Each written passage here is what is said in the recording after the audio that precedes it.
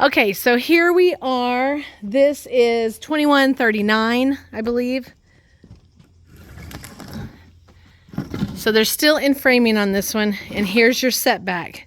So this one does not have a green space on either side. That's a house, this is a house, and you still have your 5-foot setback here. So this is this side, and I'm going to swing over here.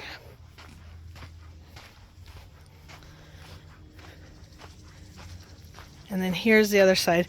Seems a little wider, but maybe it just seems brighter over here. Now I'm going to walk to the back, just so you can see how much space there will be back here. Now this is the June closing home. So again, yeah, you still have plenty of room for a hot tub here. So either one of these are going to work.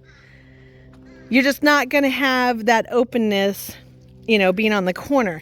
But you still have a wider opening here because this, you know, is shifted over. Your pedestrian doorway is on the left of your garage. And then you still have plenty of ground space for your hot tub and a great big, huge patio. So I think either one of these, and this is the June closing, so either one of these will work.